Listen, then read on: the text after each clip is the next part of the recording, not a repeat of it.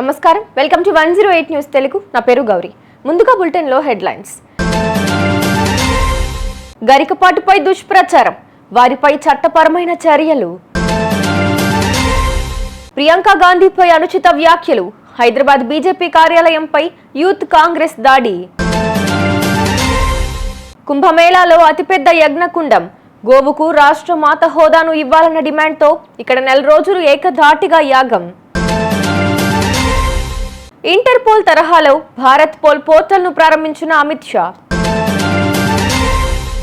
కొన్ని రోజులుగా ప్రవచనకర్త గరికపాటి నరసింహారావు వ్యక్తిగత జీవితం, పెళ్లిపై వస్తున్న వార్తలను ఆయన టీం ఖండించింది. కొందరు వ్యక్తులు, కొన్ని యూట్యూబ్ ఛానళ్లు తప్పుడు ప్రచారంతో గరికపాటి గౌరవానికి భంగం కలిగిస్తున్నారు. పారితోషికాలు, ఆస్తుల విషయంలోనూ అసత్య ప్రచారం జరుగుతోంది. అవన్నీ నిరాధారం, సత్యదూరం. సదరు వ్యక్తులపై చట్ట ప్రకారం క్రిమినల్ చర్యలు తీసుకుంటాం, పరువు నష్టం దావాలు వేస్తామని పేర్కొంది.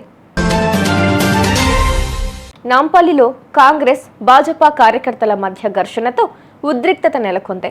కాంగ్రెస్ అగ్రనేత ఎంపీ ప్రియాంక గాంధీపై ఢిల్లీకి చెందిన భాజపా నేత రమేష్ బిధూరి చేసిన వ్యాఖ్యలకు నిరసనగా యూత్ కాంగ్రెస్ నేతలు నాంపల్లిలోని భాజపా కార్యాలయం ముట్టడికి వచ్చారు. అక్కడ ఉన్న భాజపా కార్యకర్తలు ఎదురు దాడి చేశారు. ఈ క్రమంలో కాంగ్రెస్ కార్యకర్తలు భాజపా కార్యాలయం పైకి రాళ్లు విసరడంతో పరిస్థితి ఉద్రిక్తంగా మారింది. భాజపా శ్రేణులు కర్రలతో కాంగ్రెస్ కార్యకర్తల వెంటపడ్డారు. ఈ ఘటనలో ఓ భాజపా కార్యకర్త తలకు గాయమైంది. పెద్ద ఎత్తున పోలీసులు మోహరించి ఇరు పార్టీల కార్యకర్తలను చెదరగొట్టారు. మహాకుంభమేళాను పురస్కరించుకుని ప్రయాగ్రాజ్లో అతిపెద్ద యజ్ఞకుండం నిర్మిస్తున్నారు.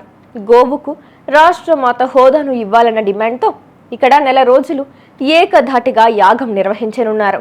ఈ మండపంలో 324 యజ్ఞకుండాలు, పైన 9 శిఖరాలు ఉన్నాయి.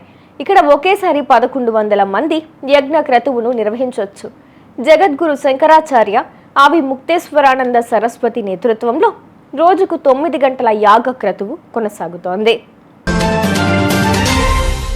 కేసుల సత్వర విచారణ కోసం ప్రభుత్వం తీసుకొచ్చిన భారత్ పోల్ పోర్టల్ను కేంద్ర హోంమంత్రి అమిత్ షా ప్రారంభించారు.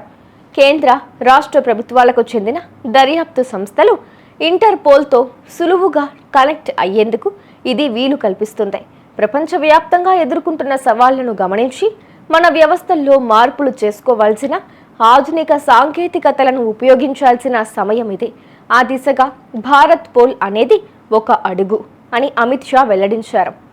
చూసారుగా, ఇవి ఇవాల్టి బులెటిన్ అప్డేట్స్. మరో బులెటిన్తో మళ్ళీ మీ ముందుకు వస్తాను. అంతవరకు కీప్ వాచింగ్ 108 న్యూస్ తెలుగు.